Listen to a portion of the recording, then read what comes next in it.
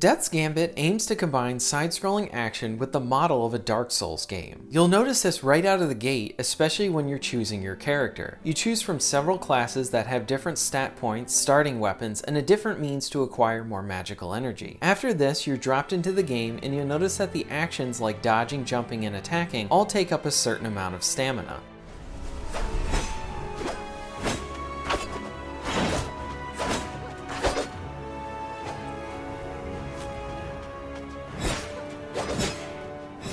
So you'll need to manage and monitor the stamina bar, as it does regenerate pretty quickly, but if you expend all of it and you need to dodge, attack, or roll out of the way, you're going to be hit, and you might be hit with a killing blow. While in combat, you need to continue to dance with using your stamina to attack and then avoid attacks, while also keeping in the back of your mind that you don't know if you've seen every attack from your enemy. So by keeping some of that stamina kind of in storage, you'll be able to take care of any situation at hand. The first area is relatively easy, as the game gently eases you into the gameplay.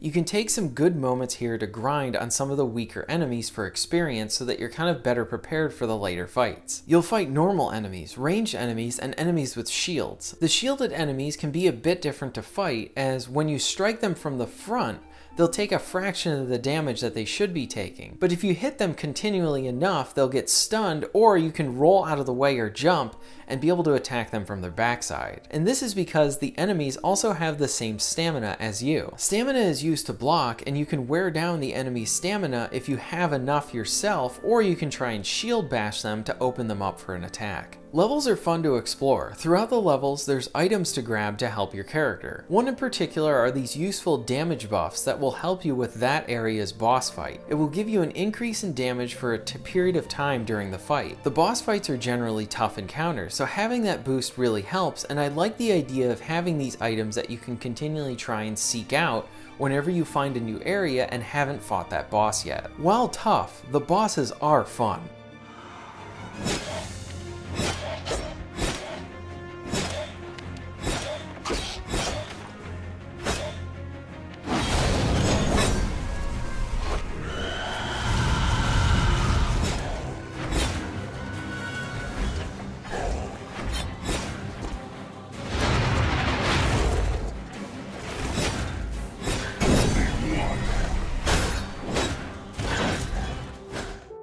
The boss fights consist of enemies that have a different array of attacks that they will use against you, and this results in death teaching you something new about the fight. You do have that sense of learning something each time you enter into a new boss room again. I found myself trying to figure out the tricks and ins and outs of the boss fights to be able to beat them. Having higher stats does help with winning these fights, but the knowledge gained from death is way more valuable. You can have lower stats with higher player skill on fights, and you may end up winning those. The ins and outs of the fights are particularly engaging. One boss I fought early on was with this platform that kept shifting depending on the weight distribution of it.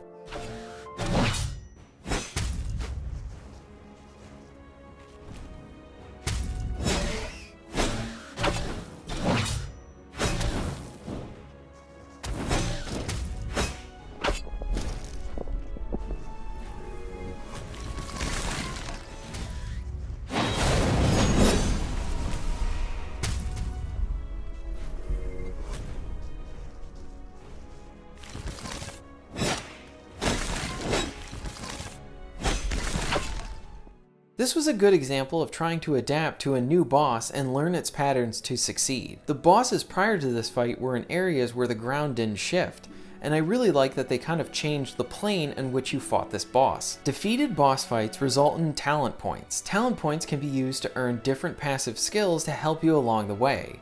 Since you earn a trophy per fight and also a talent point, this all adds into the satisfaction of beating bosses. These fights are hard but very satisfying to overcome. While you defeat enemies, you'll gain experience points that can be used as the currency and as a means to level up your character. This is where you want to spend some time to determine which stats you want to increase, as the levels of different items require certain stats to be able to increase their damage. You can also use items to upgrade the equipment you have. There are a few areas of frustration. One is the use of climbing. You need to hit a bumper to be able to climb a ladder. In some cases, I found my character completely missing the ladder upon jumps, and this was annoying, and I think a future patch could really just iron out being able to climb. While I do enjoy the interconnected nature of the maps, it does feel like Dark Souls within a side-scrolling presentation, and I like being able to go throughout the environments and open up new shortcuts to areas that I've been to. But I wish the game had a traditional fast travel system or some type of large map to give you some point of reference as you're backtracking through older areas to be able to find newer ones. These are a few things that I do think patches could fix. The soundtrack is very much noting here, especially because the main theme at the main menu is fantastic. The music is on more of the emotional side, and it's a pleasure to listen to, and it really stood out to me. Here are a few tracks from the game.